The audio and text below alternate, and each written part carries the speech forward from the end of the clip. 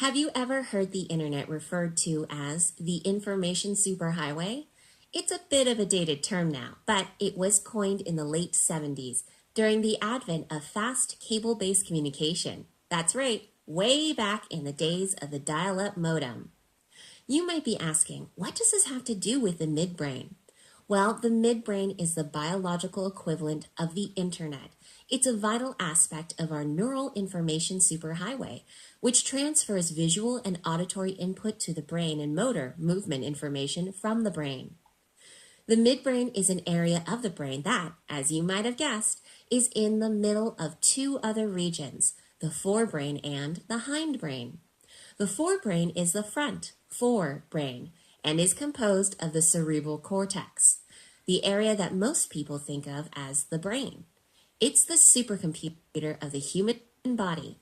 The hindbrain, or back hindbrain, is composed of the cerebellum and the pons and the medulla oblongata, or medulla for short, of the brainstem.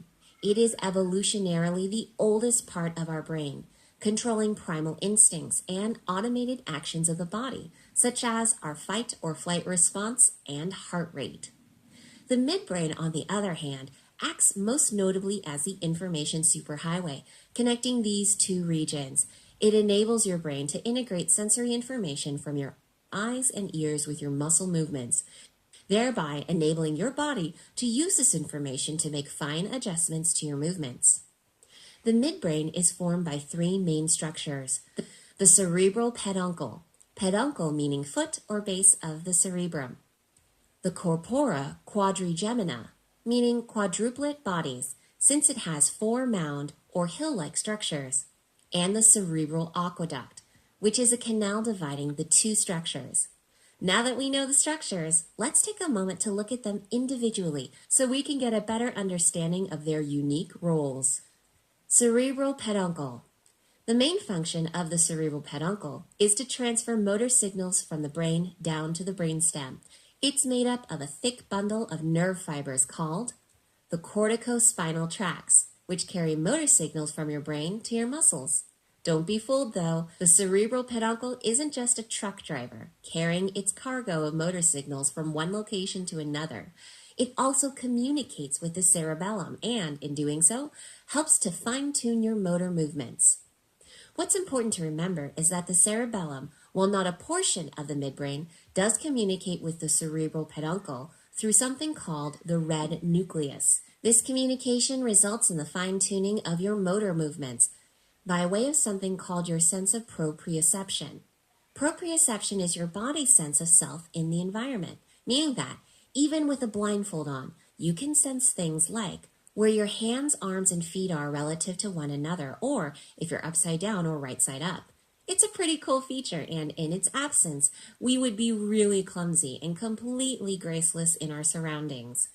If motor signals came straight from our brains without passing through the refining midbrain, you could say goodbye to dance competitions because we'd all be really terrible.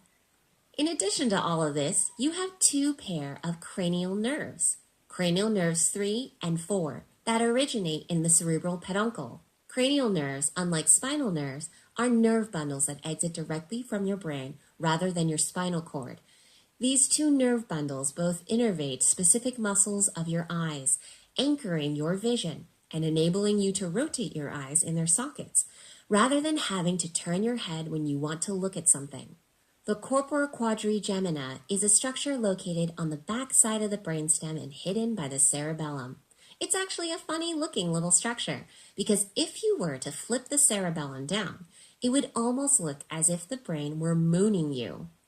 The corpora quadrigemina has 4 little mounds, or colliculi, 2 superior colliculi, meaning above or top mounds, and 2 inferior colliculi, or lower or bottom mounds.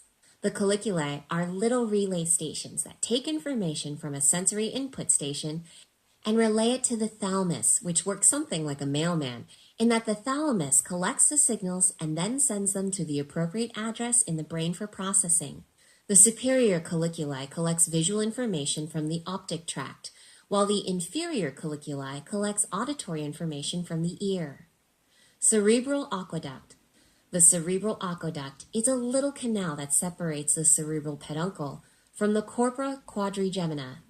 It's part of a larger system of canals that circulates and distributes cerebrospinal fluid throughout your brain, cerebro, and down your spinal cord, spinal. This fluid plays a few roles, such as removing metabolic waste and pathogens into the bloodstream for disposal and buffering and cushioning the brain, as well as helping maintain blood pressure around the brain by functioning as the inverse to it. If blood pressure drops, cerebrospinal fluid pressure increases and vice versa. The midbrain is located between the forebrain and the hindbrain and is comprised of three parts known as the cerebral peduncle, corpora quadrigemina, and cerebral aqueduct. The midbrain serves to refine your muscle movements by communicating with the cerebellum, resulting in your sense of proprioception or your sense of self in the environment. The red nucleus located in the cerebral peduncle communicates with the cerebellum and is responsible for relaying information that leads to these minor motor adjustments, which are sent down the corticospinal tract. Within the cerebral peduncle, you also have two cranial nerves, nerves 3 and 4, which are responsible for controlling the movement of your eyes in their sockets. The corpora quadrigemina, composed of two superior colliculi and two inferior colliculi, act as relay stations that take sensory information from the eyes and ears and relay it to the thalamus for distribution to the appropriate area of the cerebrum. The cerebral peduncle and the corpora quadrigemina are separated by a canal called the cerebral aqueduct, which distributes cerebrospinal fluid throughout the brain and spinal cord to buffer the tissue, remove waste, and maintain cranial pressure.